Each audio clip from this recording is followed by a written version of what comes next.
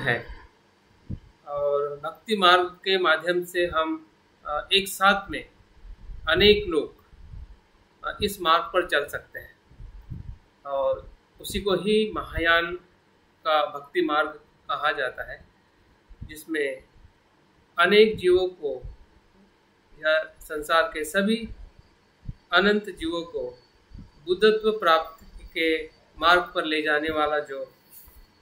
दर्शन है, आचरण है, उसी को हम बोधिसत्व यान कहते हैं, बोधिसत्व का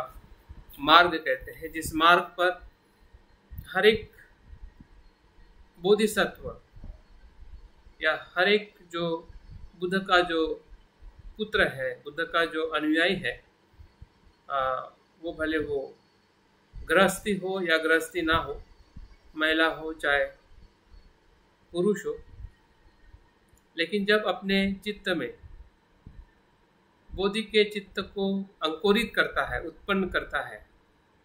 या उत्पन्न होने का जो अनुभव उस सामान्य चित्त में होता है कि जो भीतर जो बुद्धत्व की जो क्षमता है, उस क्षमता का एहसास होना या उसका निर्माण होना प्रारंभिक रूप में, जिसे हम बोधिचित्त कहते हैं। और वही बोधिचित्त धीरे धीरे जो विभिन्न मार्ग जो हमें बताए जाते हैं, फिर वो शील समाधि का मार्ग हो जो पारंपरिक रूप में हम उसका नियमित आचरण कर रहे हैं और करते रहेंगे, या फिर भक्ति का मार्ग हो जो शांतिदेव आचार्य से हमारे जीवन में हम उसको महसूस कर सकते हैं, या फिर तत्वज्ञान का मार्ग हो, प्रज्ञा का मार्ग हो, चिंतन का मार्ग हो, शून्यता का मार्ग हो, उस मार्ग का अनुसरण करते हुए भी हम उस बोधिचित्त की जो उत्पत्ति का विकास करना या बुद्धत्व तक उसका विस्तार करना, इस मार्ग पर हम चल पड़ते हैं। तो इस मार्ग पर चलने के लिए जो हमारे पहले जो लोग इस मार्ग पर चल चुके हैं या जिन्होंने उसका अनुभव किया है या उस मार्ग का जो उपदेश दिया है, ऐसे तथागत सम्यक संबुद्ध या उनके बताई हुई जो शिक्षाएं जो है, जिसे हम धम्म कहते हैं, या उस मार्ग पर चलने वाले जो आर्य संघ श्रोतापन्न से लेके अरहंत तक या बोधिसत्व जो संघ जो है, ये हमारे पूर्व, हमारे पहले उन्होंने इस मार्ग का अनुसरण किया है, खोज की है, और उस आचरण को उन्होंने अपने जीवन में ही नहीं बल्कि सूत्र और शास्त्र के माध्यम से हमारे लिए भी उसका वारसा छोड़कर चले गए हैं। तो उस सूत्र और शास्त्र के शब्दों का जिस प्रकार से हमने देखा कि उसका जो प्रति शरण जो है, शब्दों का हमें शरण नहीं जाना है बल्कि अर्थों को शरण जाना है, अर्थों को शरण नहीं बल्कि उसके भाव को शरण जाना है, भाव को ही नहीं तो उसके ज्ञान को शरण जाना है। तो इस प्रकार से हम उसी शब्दों का बार बार परीक्षण करते हुए हम भी उस मार्ग पर चलने के लिए आगे निकल पड़े हैं। लेकिन हम आगे जाना चाहते हैं, लेकिन जाने का जो प्रस्थान जो है या पहले जिन लोगों ने उसका अनुसरण किया है, उस शरण को हमें अनुसरण करने की आवश्यकता है, उसको उसके प्रति ग्रहणशील होने की आवश्यकता है, उनके प्रति सकारात्मक होने की आवश्यकता है। तब जाके हमें भी वो ऊर्जा प्राप्त हो सकती है कि अगर प्राप्त किया है, उस मार्ग पर वो चले हैं, तो मेरे लिए भी भले कितना भी कठिन हो लेकिन असंभव नहीं है, मैं भी उस मार्ग पर चल सकता हूँ, या मैं चलकर मेरे अपने दुख से मैं मुक्त हो सकता हूँ, पीड़ा से मैं मुक्त हो सकता हूँ। तो ऐसे जो 3 शरण जो है, जो सामान्य तौर पे हम अक्सर जो भी हम अपने जीवन की शुरुआत करते हैं, आध्यात्मिक कार्य की शुरुआत करते हैं, सामाजिक कार्य की शुरुआत करते हैं, या हम अपने दिवस की भी शुरुआत करते हैं, तो हम अपने 3 जो शरण है उसको हम स्मरण करते हैं, शरण गमन करते हैं। तो आज हम उसके थोड़े पहलुओं को देखने वाले हैं। और उसके बाद, क्योंकि शरणगमन से ही हमारी जो पूजा जो है या वंदना है, या फिर हमें अगर पाप देशना भी करनी है और आगे पुण्यानुमोदन भी करना है, याचना भी करनी है, और एकंदरित हमारे जो सप्तांग पूजा के जो 7 अंग जो है वो एक प्रकार से हमारी जो भावनिक ऊर्जा जो है, बुद्ध धम्म संघ को प्रतिसाद देने वाली जो भावनिक ऊर्जा है, उसका हम एक प्रकार से अनुभव लेते हैं, उसका विकास करते हैं, और तब जाके सही अर्थ में हमारे भीतर जो तीनों स्तर पर जो परिवर्तन होना है शुरू होता है। तो हमारे तीनों स्तर कौन से? एक काया का स्तर है जिसे हम काया कहते हैं, दूसरा स्तर वाणी का है जिसे हम वचन कहते हैं, हमारे विचार कहते हैं, और तीसरा स्तर जो है हृदय का, भावना का स्तर है। तो तीनों स्तर पर या तीनों केंद्र जो है काया, वाचा और मन, इसी का ही रूपांतरण करना सत्यता में, शुद्धता में, शून्यता में, वही बुद्धत्व का मार्ग भी है जो इस 3 केंद्रों से गुजरते हुए विकसित होता है, और वो अंतिमता बुद्धत्व के अनुभव में एकरूप हो जाता है। तो इस मार्ग का जिन्होंने पहले ही अनुभव किया है, ऐसे जो 3 रत्न है, जिसे हम त्रिशरण के रूप में उसको देखते हैं, तो वो स्वरूप क्या है और उसका कारण क्या है, किसके कारण हम बुद्ध धम्म संघ को शरण जाते हैं, क्या वजह है जिसके कारण हम बुद्ध को शरण जाते हैं, और बुद्ध धम्म संघ को हम किस स्वरूप में देखते हैं। अभी जिस स्वरूप में हम देखते हैं, जैसे कि हमारे घर में बुद्ध की प्रतिमा है जिसे हम बुद्ध कहते हैं, प्रतीक के रूप में अगर हम उसका प्राथमिक जो चीज़ हमें समझ में आ सकती है या हम उसको समझ सकते हैं, उस स्तर में अगर हम देखते तो हमारे घर में जो भी बुद्ध की प्रतिमाएं हैं, बुद्ध रूप है, तो वो हमारे लिए बुद्ध रत्न है, या उसी रत्न को अपने साक्षी रखकर, हमारे सामने रखकर हम बुद्ध को शरण जाते हैं, वंदन करते हैं, या उनके प्रति हम कृतज्ञता का भाव व्यक्त करते हैं कि यही बुद्ध के प्रतिरूप है जिस बुद्ध को मैं शरण जा रहा हूँ। दूसरा जो प्रतीक के रूप में जो धम्म रत्न जो है, वो है लिखे हुए साहित्य ग्रंथ। फिर वो त्रिपिटक हो सकता है, महायान के ग्रंथ हो सकते हैं, बाबा साहब का लिखा हुआ ग्रंथ हो सकता है, भंते संरक्षित जी ने लिखे हुए ग्रंथ हो सकते हैं। जो भी बौद्ध साहित्य जो है या बौद्ध जो ग्रंथ जो है, वो धम्म के प्रतीक है, जिसके माध्यम से हम बुद्ध की शिक्षा, बोधिसत्व की शिक्षा, या उस बुद्धत्व के मार्ग पर आने वाली जो समस्या है, कठिनाइयां है, और उसको कठिनाइयों को, समस्या को कैसे पार किया जाए, जिसे हम मार विजय कहते हैं, निवरणों से कैसे मुक्त होकर उस शुद्धता, उस बुद्धता को प्राप्त किया जाए। तो ये सभी शिक्षा हमें धम्म ग्रंथों के माध्यम से, धम्म रत्न से हमें मिलती है। और तीसरा जो प्रतीक के रूप में हम देख सकते हैं कि जो संघ जो है, जिससे हमारी एक आध्यात्मिक मित्रता होती है, फिर वो भिक्षु हो सकता है, भिक्षुनी हो सकती है, धम्मचारी धम्मचारिणी हो सकती है, या कोई भी ऐसा आध्यात्मिक अनुभव का कोई भी व्यक्ति जो है, कि जिस व्यक्ति के संपर्क में आके हमें थोड़ी धम्म की जो गहराई जो है, उस गहराई को हमें स्पर्श कराता है, एहसास कराता है, या उस धम्म के मार्ग पर जाने की प्रेरणा देता है। तो वो संघ है, वो संघ का प्रतीक है, जो आसपास में हमें कहीं कहीं प्राप्त होता है, या कहीं कहीं हमें प्राप्त भी नहीं होता है, जो हमें संघ का प्रतीक के रूप में है, उसको हम महसूस कर सकते हैं। तो इस प्रकार से तीनों प्रतीकों के रूप में अगर हम बुद्ध धम्म संघ को देखते हैं, तो क्या वो पर्याप्त है?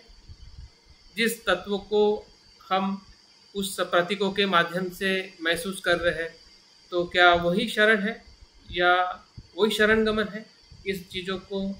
शरण जाना, झुकना, वंदन करना या उनके प्रति आस्था श्रद्धा रखना, तो ये है लेकिन पर्याप्त नहीं है। शरण की शुरुआत जरूर है, बुद्ध धम्म संघ की शरण की शुरुआत वो जरूर है, प्रतीक के रूप में, बुद्ध रूप हो, ग्रंथ या कोई हमें मदद करने वाला व्यक्ति हो जो हो, वो प्रतीक के रूप में योग्य है, शुरुआत के रूप में योग्य है, लेकिन वो शरण गमन का सच्चा स्वरूप नहीं है। तो सच्चा स्वरूप क्या है? जब हम बुद्ध को एक मार्गदाता के रूप में देखते हैं, एक निर्देशक के रूप में देखते हैं, एक शास्त्रा के रूप में देखते हैं, एक शिक्षक के रूप में देखते हैं। अभी बुद्ध को एक प्रतिमा के रूप में देखना और बुद्ध को एक शास्त्रा या मार्गदाता के रूप में देखना, ये दोनों चीज अलग है। जो प्रतिमा जो है वो हमें मार्ग दिखा नहीं सकती है, लेकिन उस बुद्ध के व्यक्तित्व को या उनका जो कार्य रहा है या उनकी जो जीवनचर्या रही है और उनके जीवनचर्या में जो उनका व्यक्तित्व जो है, उनकी अनुभूति जो है, उससे दर्शाए हुए जो कुछ भी भाव है, अगर उससे हम प्रेरणा लेते हैं, या ऐसा हम दूसरी भाषा में कह सकते हैं कि जैसे उन्होंने अपने जीवन में सत्य को ढूंढने के लिए प्रयास किया, वही मैं भी करूं, वो निर्देश है। अगर हम बुद्ध को मार्गदाता के रूप में देखते हैं, तो उस रूप में अगर हम बुद्ध को देख पाते हैं या उसको उस स्तर पे अगर हम शरण जाते हैं, तब जाके वो एक सच्चे शरण की तरफ हमें ले जाने के लिए बुद्ध का शरण हमें मदद कर सकता है। दूसरा जो संघ का शरण जो है या धम्म का शरण है, संघ का शरण क्या करता है कि बुद्धत्व के प्राप्ति के लिए मदद करने वाला घटक है, या सहवास है, मित्रता है, जहाँ से हम मित्रता लेते हैं और देते हैं। ऐसा जो संघ जो है, उस संघ की जब हमें सहायता मिलती है और वो भी बुद्धत्व प्राप्त करने के लिए, न कि सिर्फ लौकिक या सामाजिक जीवन जीने के लिए भी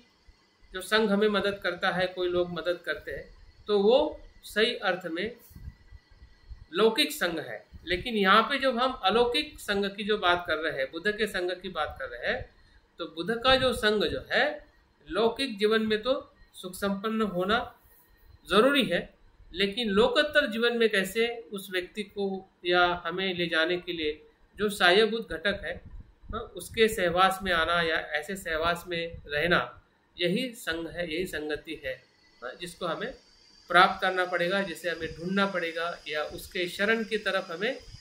प्रयास करना पड़ेगा। किस प्रकार से मेरी कल्याण मित्रता है या किस प्रकार से जो मुझे संघ जो उस प्रकार से आचरण करने वाले जो लोग हैं, उनके सहवास में मैं कैसे रहूं ताकि मैं अपने जीवन को बुद्धत्व के उस मार्ग पर ले चल सकूं। और तीसरा जो शरण है वो है धम्म शरण। धम्म शरण को वास्तविक शरण कहा जाता है, और वास्तविक शरण इसलिए कहा जाता है क्योंकि वो धम्म अभ्यास से ही ज्ञान तथा बुद्धत्व की प्राप्ति संभव है। अगर धम्म नहीं है तो संघ और बुद्ध के भी शरण जा नहीं सकते। जहाँ पे धम्म है वहीं पे बुद्ध है, वहीं पे संघ है। जहाँ पे धम्म की शरण नहीं है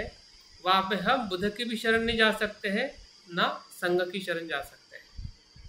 तो इस अर्थ से धम्म की जो शरण जो है, बुद्ध भी स्वयं कहते हैं कि जो धम्म को देखता है वो बुद्ध को देखता है, और जो धम्म को देखता है इसका अर्थ यह है कि जो प्रतीत्व समुत्पाद को देखता है वही धम्म को देखता है। तो प्रतीत्व समुत्पाद को देखने का विधि क्या है? अभ्यास, चिंतन। अगर हम धम्म तत्व का या जीवन की घटनाओं का, धम्म क्या है? जीवन की घटना। धम्म मतलब कोई किताबों में लिखे हुए शब्द नहीं है, और जो लिखे भी है किताबों में, हमारे ग्रंथ में, वो धम्म जीवन के ही तत्व है। धम्म जीवन के तत्व ही हमारे किताबों में, ग्रंथों में लिखे हुए हैं। तो आप किताब को समझना, ग्रंथों को समझना मतलब अपने आप को समझना है, अपने जीवन को समझना है। और अपने जीवन को समझना मतलब सही अर्थ में उसमें जो ग्रंथ का जो उद्देश्य है,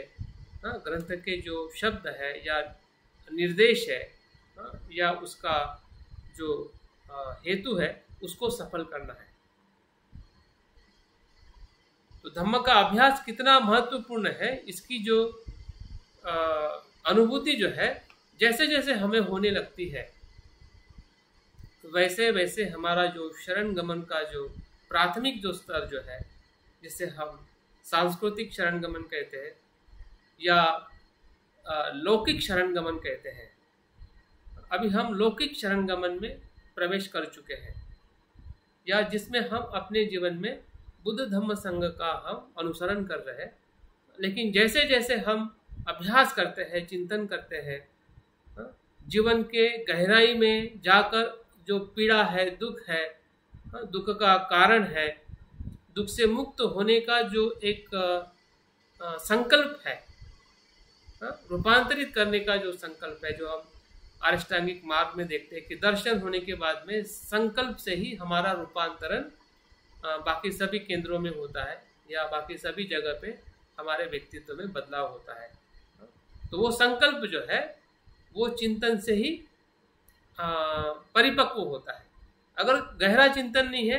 तो गहरा संकल्प भी नहीं होगा। चिंतन का दूसरा अर्थ ही अभ्यास है, और अभ्यास का मतलब यह है कि नियमित अभ्यास, और अभ्यास का मतलब सिर्फ किताबों का अध्ययन नहीं बल्कि जीवन का अध्ययन। इसमें हमें खास फिर से हमारी तरफ वापस आना पड़ेगा।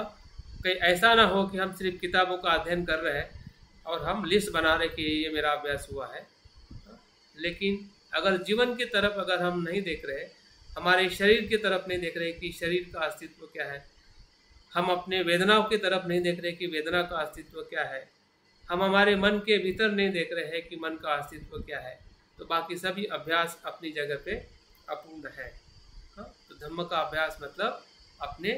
काया वाचा मन का अभ्यास, या हमारे अस्तित्व का अभ्यास, जो हमें बुद्धत्व के प्राप्ति के लिए हमें मदद करता है। तो इस प्रकार से शरण गमन का स्वरूप जितना हम सही तरीके से समझेंगे, पहचानेंगे, तभी जाके हमारी जो श्रद्धा जो है और भक्ति जो है, श्रद्धा और भक्ति, ये दोनों शब्द जो है वो हमारे हृदय से विकसित होते हैं। हृदय से इसलिए विकसित होते हैं, अगर हम अपनी भावनाओं का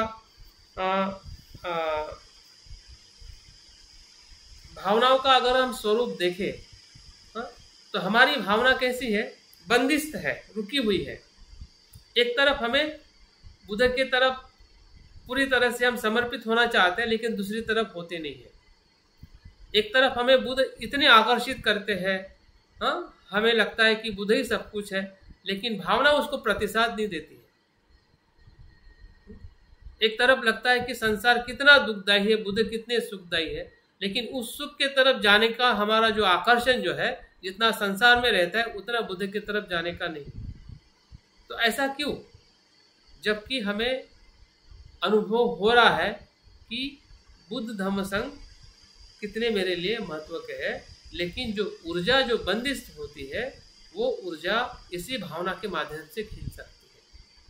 जिसे हम श्रद्धा और भक्ति का मार्ग कहते हैं। बाकी दूसरा उसका कोई मार्ग नहीं है। दूसरा उसका मार्ग नहीं है जो हमारी बंदिस्त ऊर्जा खिल सकती है, वो श्रद्धा और भक्ति से ही वो खिल सकती है, या उसका रूपांतरण हो सकता है शुद्ध ऊर्जा में। दूसरी जो हमारी भावना जो है वो व्यर्थ बहते जाती है, हमारी भावनाएं जो है व्यर्थ बहते जाती है। जैसे कि जो मटका का घड़ा होता है और उसको छेद होता है या क्रैक होती है, तो उसमें आप कितना भी पानी डालते जाओ तो पानी क्या होगा, वो बहते जाएगा। और वो पानी का जो उपयोग जब हमें चाहिए तब हम उस पानी का उपयोग नहीं कर पाएंगे, क्योंकि वो संग्रह ही नहीं होगा। तो हमारे भीतर भी जो भावनिक जो ऊर्जा जो है वो क्या हो रही है, बहते जा रही है, व्यर्थ हो जा रही है। या हम कह सकते हैं कि हमें भय लगता है। भय इसलिए लगता है क्योंकि हम जिस संस्कृति से आए हैं, हिंदू संस्कृति से या अंधश्रद्धा से या ईश्वरवाद की संस्कृति से हमारे जो पूर्वज रहे हैं, तो हमें भी कहीं ना कहीं ऐसा लगता है कि मैं ऐसा करूंगा तो कहीं मैं अंधश्रद्धा में तो नहीं चला जाऊंगा।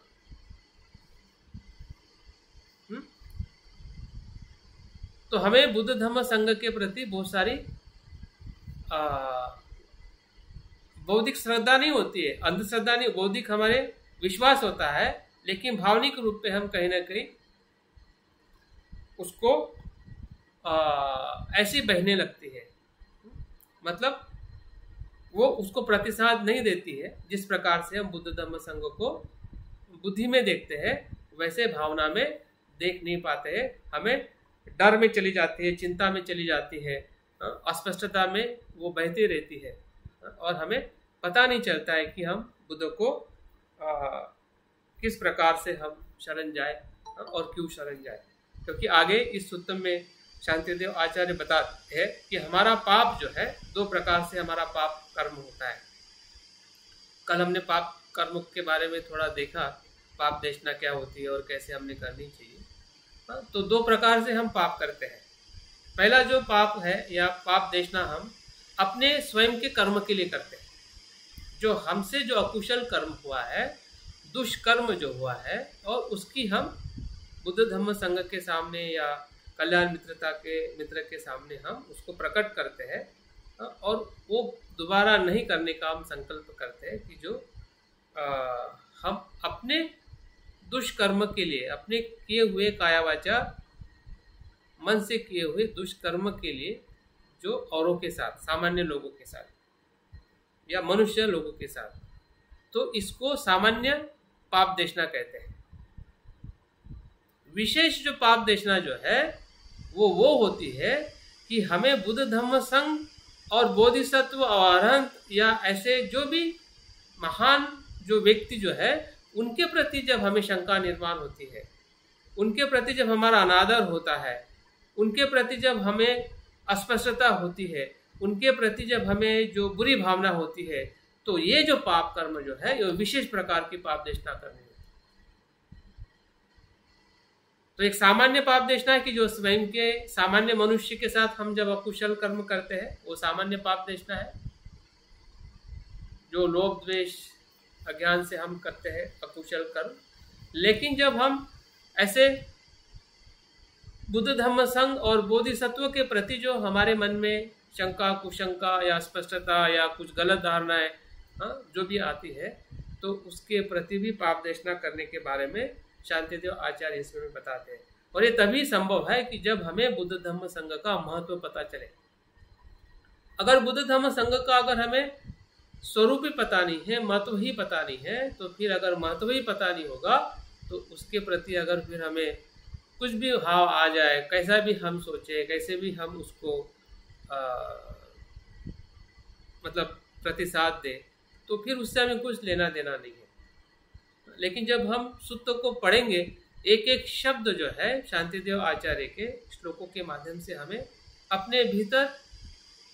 झांकने का और देखने का हमें मौका देते हैं कि देखो सही में हमसे अगर ऐसा होता है तो हमने क्या करना चाहिए। और वही हमें कहीं ना कहीं हमारे भीतर का जो बोझा है अकुशल कर्म करने का या दुष्कर्म कर्म होने का, अनेकों कारणों से जो हम अकुशल कर्म कर चुके हैं, कर रहे हैं, तो उसमें से कैसे बाहर आया जाए, उसके मानसिकता से, उसके भय से, उसकी हीनता से, ताकि हम अपने बुद्धत्व के मार्ग को और सरल और सहज कर सकें। तब जाके हम सही अर्थ में बुद्धत्व को इस मार्ग से प्राप्त कर सकते हैं। तो ये तीनों जो शरण जो है, ये शरण को समझना इसलिए जरूरी है क्योंकि यही शरण जो है तब तक हमें मदद करने वाले हैं जब तक हम स्वयं बुद्धत्व को प्राप्त नहीं करते। तो इस शरण के सिवा हम बुद्धत्व को प्राप्त नहीं कर सकते। इनकी शरण में रहकर ही, जाकर ही जब हम स्वयं बुद्ध हो जाते हैं, तो हम अपने खुद के शरण में जाते हैं, बुद्ध की शरण में जाते हैं।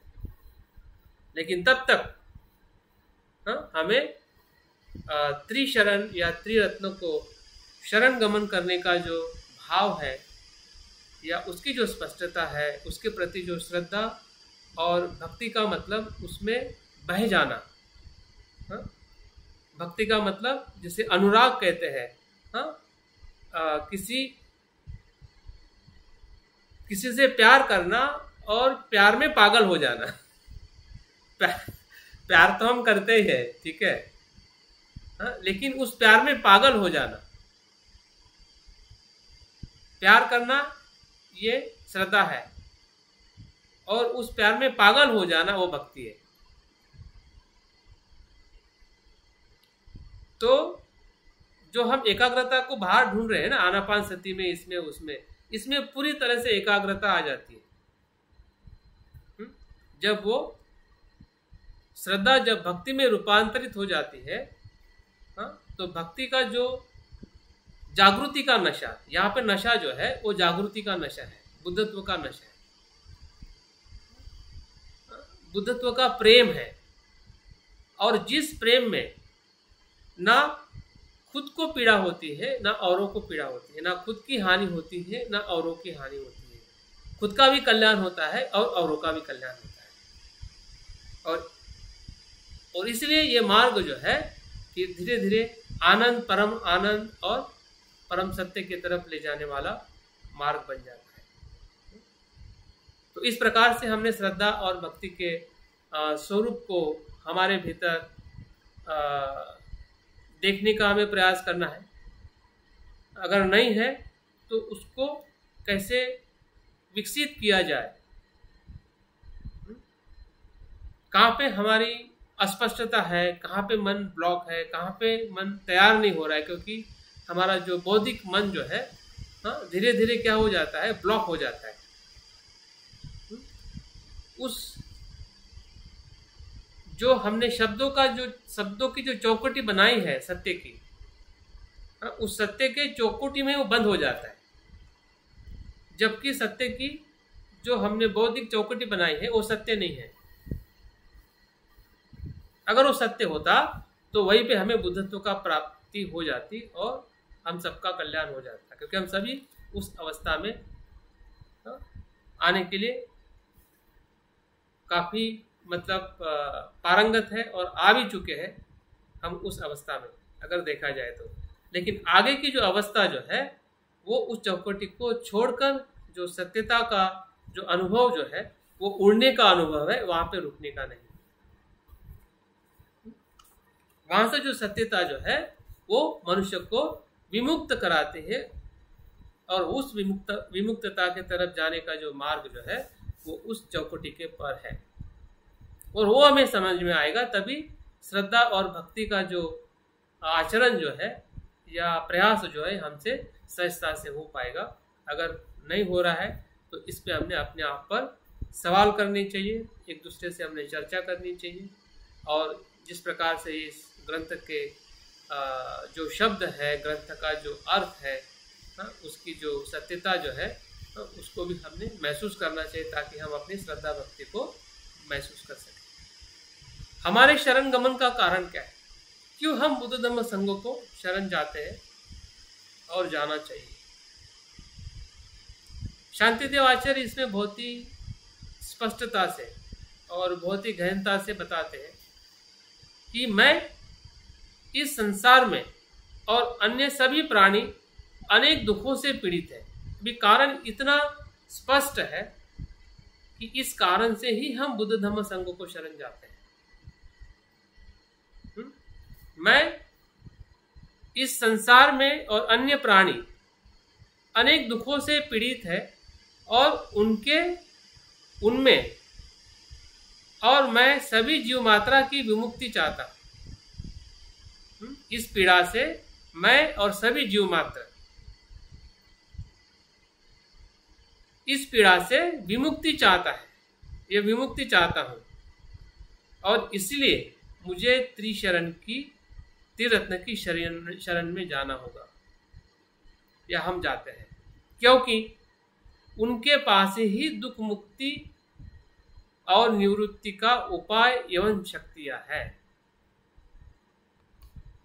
उनके पास में मार्ग भी है और ऊर्जा भी है।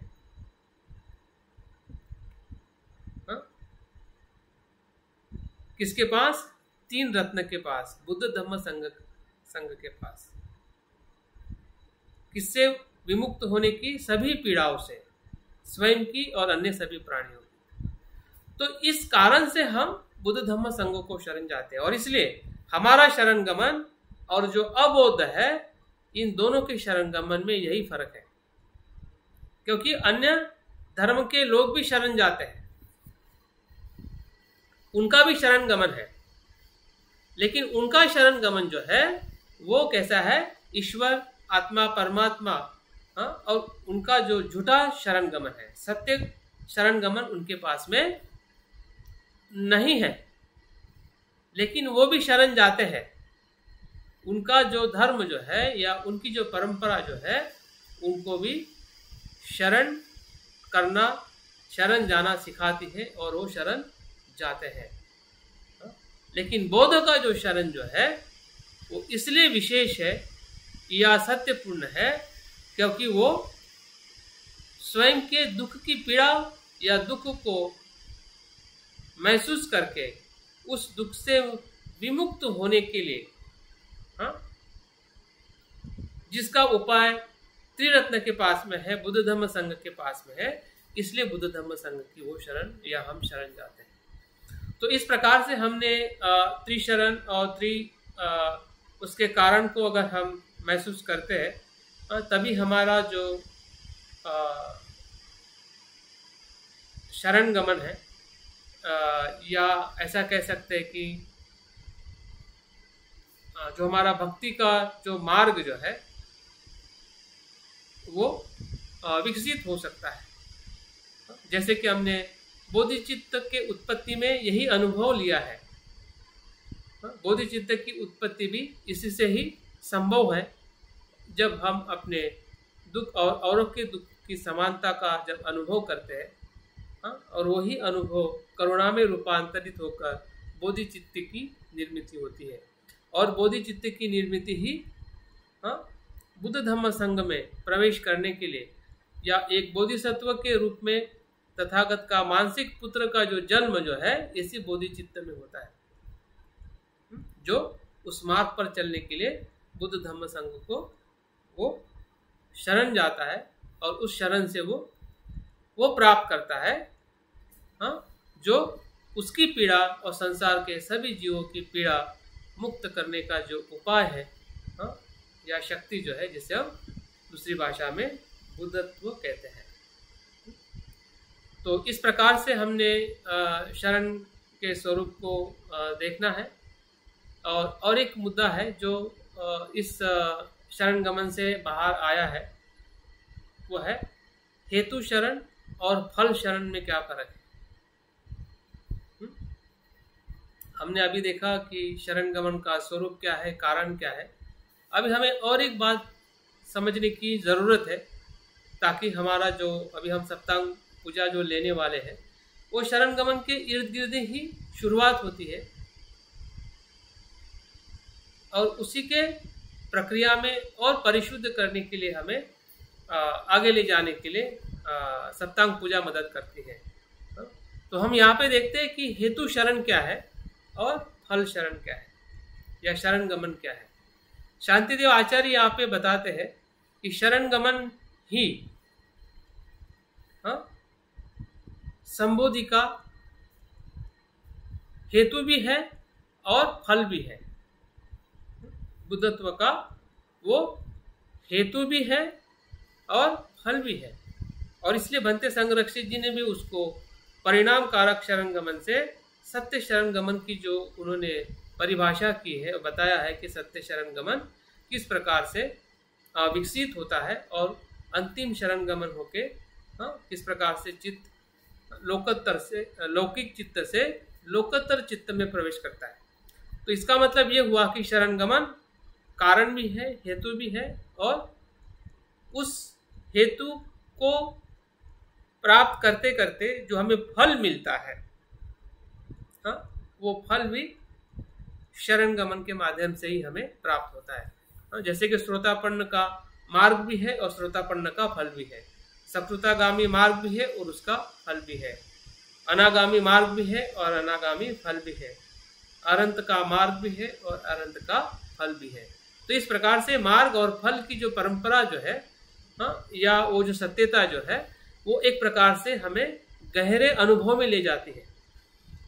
क्योंकि कभी कभी हम एक ही चीज देखते हैं, कभी कभी फल देखते हैं तो कारण नहीं देखते हैं, कभी कभी कारण देखते हैं तो फल में समझ में नहीं आता है, और इसलिए हमारी जो एक ज्ञान की या प्रज्ञा की जो स्पष्टता जो है अधूरी रहती है। और अधूरी चीज कभी भी हमें एक तो संभ्रमित करती है या फिर हमें रोक लेती है या फिर हमें आगे जाने के लिए मदद नहीं करती है, जबकि हमें पता है। लेकिन पता क्या है? एक चीज पता है और एक चीज पता नहीं है, और उसी के कारण हमारा जो आध्यात्मिक जीवन जीने का जो हमारा प्रयास जो है इतना लंबा होने के बाद में भी अगर हम कहीं ना कहीं रुक जाते हैं, क्योंकि हम चीज़ों को सर्वांगिक दृष्टि से या उसके जो सभी पहलू जो है उस पहलू को कहीं ना कहीं हम समझ नहीं पा रहे हैं। तो यहाँ पे हमें दोनों स्तर पर दोनों प्रकार से हमें अपने शरण गमन को देखने के लिए शांतिदेव आचार्य बताते हैं। तो पहला जो हेतु शरण क्या है? हेतु शरण बहुत ही सामान्य है, जो हमें सभी को पता है या सभी लोग जानते हैं कि हम जिस त्रिशरण के प्रति, बुद्ध धम्म संघ के प्रति जो हमारा रिस्पेक्ट है, आदर है और विश्वास है, उसके साथ हम शरण गमन करते हैं, वह हेतु शरण गमन है, जिसके प्रति हमें रिस्पेक्ट है। जैसे हम कह सकते हैं कि भावनिक प्रतिसाद, बुद्ध धम्म संघ को भावनिक प्रतिसाद देना, ये हमारी आंतरिक एक प्रकार का भाव है। जब हमें लगता है कि हाँ, बुद्ध महान है, बुद्ध का धम्म महान है, बुद्ध का संघ महान है, जिसमें मेरी जो समस्या है, मेरी पीड़ा जो है उसमें समाधान हो सकती है। इस दृष्टि से जब हम बुद्ध धम्म संघ को एक आदर और विश्वास के स्तर पर जब हम देखते हैं तो एक हमारा हेतु शरण है। तो हेतु शरण मतलब एक प्रकार से शरण गमन की शुरुआत होना। उदाहरण के तौर पे जब हम किसी डॉक्टर और हॉस्पिटल के पास में, हॉस्पिटल या डॉक्टर के पास में जाते हैं तो क्या होता है कि लोगों की बताई हुई जो उनकी जो अनुभव की जो बातें हैं हम सुनकर और हमारी भी जो कुछ न कुछ खुद की जो पीड़ा होती है उसको देखकर हम उस डॉक्टर और हॉस्पिटल पर विश्वास रखते हैं। उस डॉक्टर का हम आदर करते हैं कि भाई ये डॉक्टर मेरी पीड़ा को कम करेगा या इस हॉस्पिटल में मुझे अच्छी सुविधा मिलेगी। तो वो एक प्रकार से उस डॉक्टर और उस हॉस्पिटल को शरण जाने का जो भाव जो है वो प्राथमिक होता है, वो शुरुआत होता है, और वो सभी बोधों में है। जो भी बोध बुद्ध धम्म संघ को जो शरण जाते हैं या त्रिशरण को जो ग्रहण करते हैं, उसमें ये भाव प्राथमिक भाव होता है कि हम उनके प्रति, उस तीन रत्नों के प्रति हम आदर और विश्वास के साथ में उनको हम स्वीकार करते हैं। आगे हम फल शरण गमन की बात करते हैं। आप सोचिए, अगर कोई कर्म हम करें और फल ना मिले तो उस कर्म का औचित्य क्या होगा? अगर आप डॉक्टर के पास में जा रहे हैं और विश्वास रख रहे हैं और आप निरोगी ना बने या उससे आपको उस प्रकार का लाभ ना मिले, तो उस डॉक्टर, उस हॉस्पिटल में जाने का कोई कारण रहेगा? जब उसको हम देखेंगे बाद में तो शुरुआत में तो लगेगा कि ये मुझे निरोगी करेगा, मेरे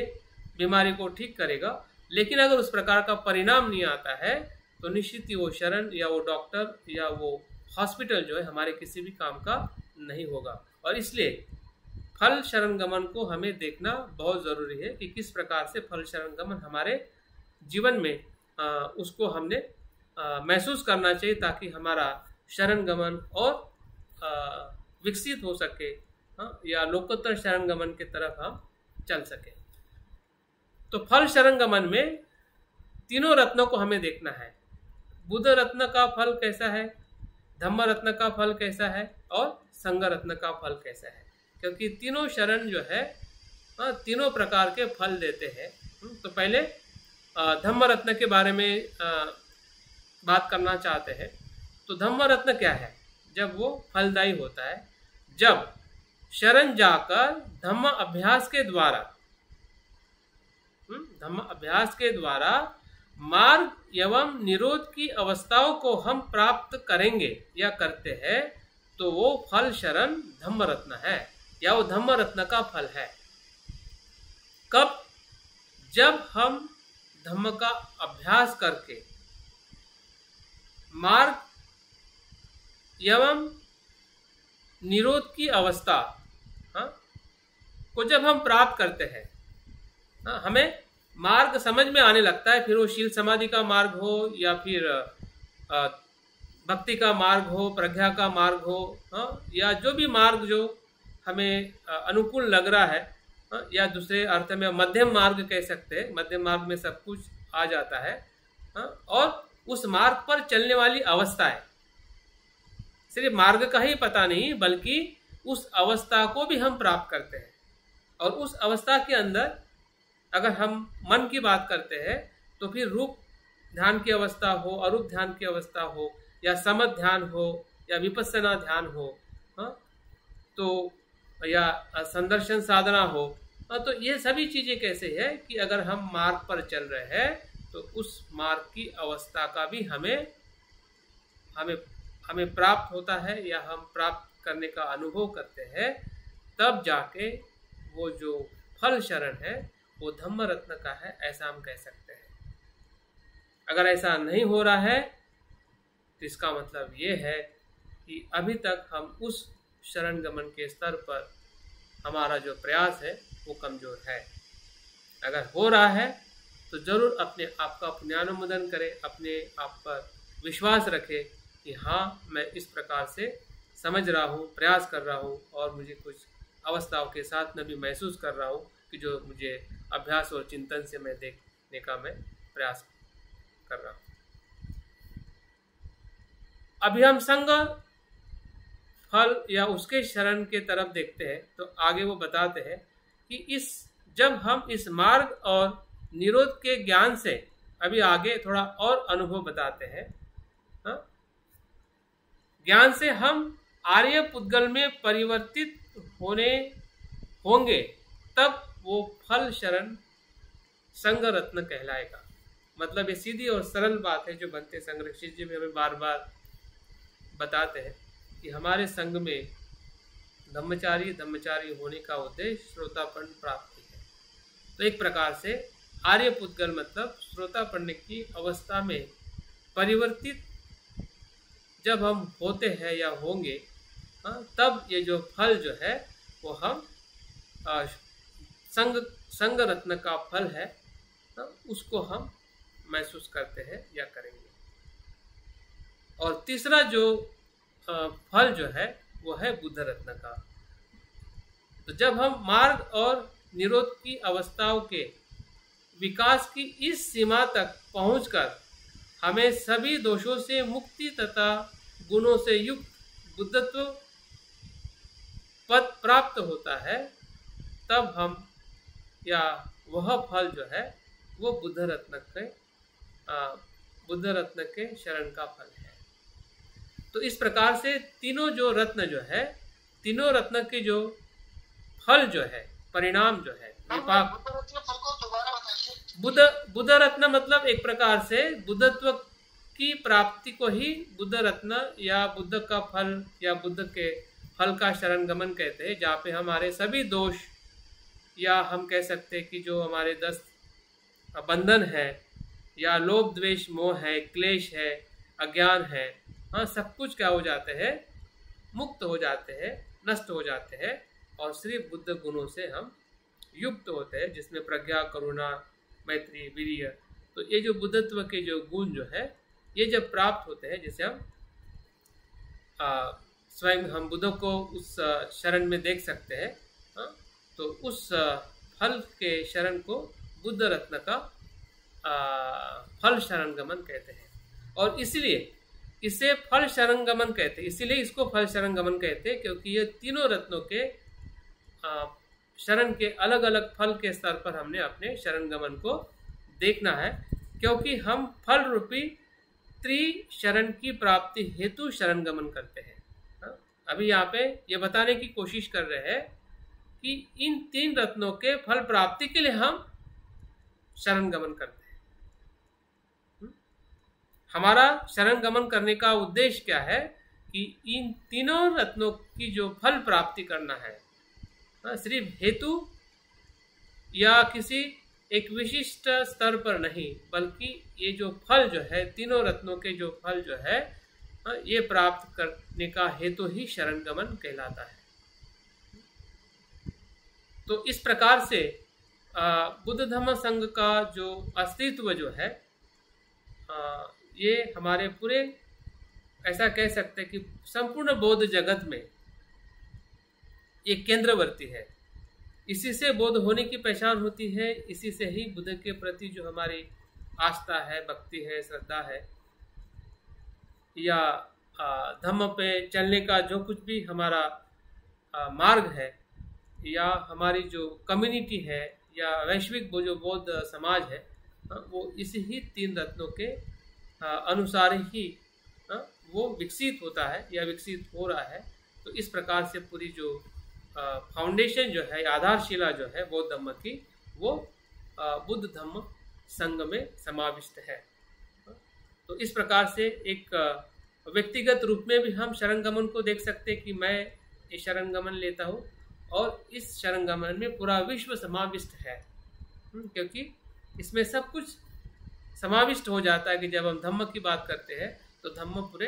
विश्व की बात करता है, जब हम संघ की बात करते हैं तो संघ सभी के लिए दुख से मुक्त करने के लिए अपने अस्तित्व को या अपने बोधिचित्त को या बोधिसत्व के पथ को अनुसरण करता है। तो इस प्रकार से भले वो व्यक्तिगत कृति है, लेकिन उसका जो मूल उद्देश्य जो है, हाँ, वो वैश्विक है और विश्व के सभी अस्तित्व के साथ जुड़ा हुआ है। तो इस प्रकार से उसको शरणगमन को हम अपने आध्यात्मिक जीवन की शुरुआत और किस प्रकार से वो अंतिमता शरणगमन तक हमें लेके जा सकता है, ये बंते जी ने बहुत ही अच्छी तरह से अपने अनेक प्रवचनों से हमें बताया है। तो आगे और एक महत्वपूर्ण जो मुद्दा जो इसी में से आया है कि जब हम बुद्ध को शरण जाते हैं तो यहाँ पे एक सवाल किया जाता है कि बुद्ध जो होके गए हैं या बुद्ध जो है, क्या वो एक प्रमाणित पुरुष है? क्या हम सही में बुद्ध को प्रमाणित कर सकते हैं, और क्यों और कैसे सिद्ध कर सकते हैं कि बुद्ध हुए थे, या बुद्ध का उपदेश ये मानव जाति के लिए या हमारे लिए कल्याणकारी है? तो उनके इस शब्द को या इस प्रश्न का जवाब ये है कि उनके दिए गए उपदेशों से युक्ति संगत परीक्षण से बुद्ध को प्रमाण पुरुष सिद्ध कर सकते हैं। बुद्ध का जो बुद्धत्व जो है उसको हम कैसे प्रमाणित कर सकते हैं? उनको प्रमाणित इसलिए कर सकते हैं कि उनके बताए हुए जो उपदेश है, धम्म है, वो कैसे युक्ति संगत है। अगर उसका हम परीक्षण करते हैं, उदाहरण के तौर पे अगर वो मैत्री की बात करते हैं, वो शील की बात करते हैं, जो प्रज्ञा की बात करते हैं, तो क्या उनके व्यक्तित्व में हमें वो चीज़ दिखाई देती है? तो हमें 100% दिखाई देती है। हाँ? वो किसी प्रकार से भी अनैतिक उनका व्यक्तित्व हमें दिखाई नहीं देता है। उनका किसी भी प्रकार से द्वेषपूर्ण व्यक्तित्व दिखाई नहीं देता है, उनका किसी भी प्रकार से अज्ञान से पूर्ण व्यक्तित्व दिखाई नहीं देता है। और इसलिए बुद्ध का व्यक्तित्व जो है या बुद्ध जो है एक प्रमाणित पुरुष है, क्योंकि जब तक हम उसके प्रमाण को नहीं देखेंगे तब तक बुद्ध के प्रति जो हमारी जो श्रद्धा जो है कहीं ना कहीं विचिकित्सा का रूप लेके ही हमारे सामने आएगी। और तीसरे जो बंधन में हमें अभ्यास करने को मिलता है कि श्रोतापन्न तरफ जब हम जाते हैं और जो बंधन आता है तो विचिकित्सा का बंधन जो है ये बुद्ध धम्म संघ के बारे में ही आता है, जबकि हमें बुद्ध धम्म संघ के बारे में पता है। तो बंधन कैसे बन सकता है, कभी हमने सवाल किया? जबकि मुझे श्रद्धा है फिर भी बंधन कैसे हो सकता है? तो बंधन इसलिए होता है क्योंकि हम उसको प्रमाणित करने का प्रयास नहीं करते हैं। प्रमाणित होने की उसकी सिद्धता जो है उसको हम सिद्ध नहीं कर पाते हैं या सिद्ध करने का हम प्रयास नहीं करते हैं, और इसलिए वो विचिकित्सा बुद्ध धम्म संघ के बारे में बनी रहती है। लेकिन जब उसको हम सिद्ध करते हैं, कैसे? परीक्षण करके, उनके व्यक्तित्व और उपदेश के साथ जब आप उसको तालमेल करोगे तो आपको वही दिखाई देगा जिस बुद्ध को हम शरण जा रहे हैं, कि जो सही में बुद्ध है और उनका धम्म जो है सही में उनके व्यक्तित्व में वैसे ही है जैसा वो कहते हैं। सिर्फ मान लेने से पर्याप्त नहीं होगा, सिर्फ मान लेने से हमारी विचिकित्सा टूट नहीं सकती है। अगर टूट गई होती तो हम तुरंत वहां से श्रोतापन्न में चले जाते हैं। अगर नहीं जा रहे हैं इसका मतलब ये है कि हम बुद्ध को उस परीक्षण से प्रमाणित होने का जो चिंतन जो है वो कहीं ना कहीं हम में कमजोर है या हम वो नहीं कर पा रहे हैं, और इसलिए वो विचिकित्सा कुछ न कुछ सूक्ष्म स्तर पे हमारे साथ में बंधन के रूप में बनी रहती है और हम सही अर्थ से बुद्ध की शरण में नहीं जा पाते हैं। और उनका जो मार्गदर्शन जो है वो सही है और हमें उसे अपनाकर अपना शरण गमन करना चाहते हैं। जब हम उसका परीक्षण करते हैं तब हमें विश्वास होता है कि उनका मार्ग जो है बिल्कुल सही है, तो धम्म के प्रति भी हमें अस्पष्टता नहीं रहेगी, धम्म के प्रति भी हमें शंका कुशंका नहीं रहेगी, और उस मार्ग पर चलने वाले के ऊपर भी कुशंका या शंका नहीं रहेगी। और हमें बुद्ध धम्म संघ का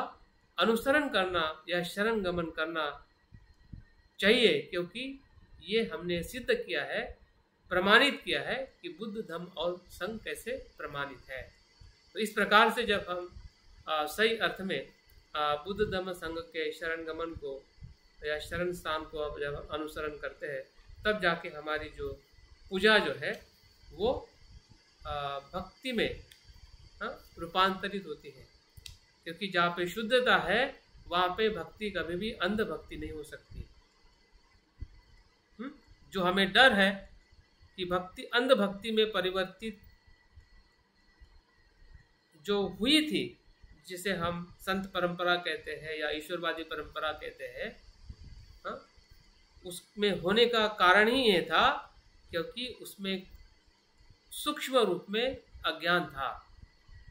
भले ऊपर से वो प्रज्ञा जैसी लगती थी, लेकिन भीतर में जो अज्ञान जो था, सुप्त अज्ञान वहाँ पे था, और इसलिए जो ईश्वर की भक्ति जो है वो अंधश्रद्धा की भक्ति बनी है। जब हम बुद्ध की भक्ति की बात करते हैं, जिस भक्ति से ये भक्ति आई है, संत की परंपरा की भक्ति जो है वो बुद्ध के भक्ति से ही आई है। उनका कोई खुद का वजूद नहीं है, जिन्होंने खुद रिसर्च किया है, खुद उन्होंने अनुभव किया है, खुद के अनुभव से वो आई है, ऐसा बिल्कुल नहीं है। अगर हम इतिहास के पन्ने को देखते हैं तो संत परंपरा की जो भक्ति जो है ये शून्यता या महायान की परंपरा से ही वो ली है, लेकिन बाद में जो कुछ भी उसका विकृतीकरण हुआ है या जो कुछ अज्ञान के उस तत्व को वो समझ नहीं पाए हैं, और इसलिए वो भक्ति जो है अंधश्रद्धा की भक्ति बनी है। और इसलिए आज अगर हमें सही अर्थ में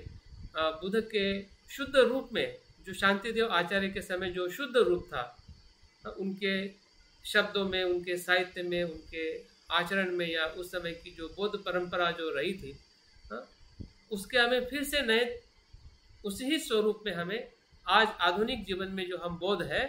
उन्होंने उस प्रकार से आचरण करने का प्रयास करने की जरूरत है। अगर हम नहीं कर पाए तो बौद्ध धर्म का जो विकास होना है उतना विकास होना संभव नहीं है, क्योंकि बाबा साहब स्वयं भी जो है वो भले कितने भी बुद्धिमान थे, हमें सभी को पता है, सिंबल ऑफ नॉलेज कहते हैं, लेकिन अगर उनके भक्ति के अगर रूप को देखोगे तो आप भी अचंभित हो जाओगे। इतने बाबा साहब भक्त थे, और जो भक्ति बाबा साहब के हृदय में आई थी वो कबीर पंथ से आई थी, लेकिन कबीर वहां पे नहीं बसे। ये सोचने वाली बात है।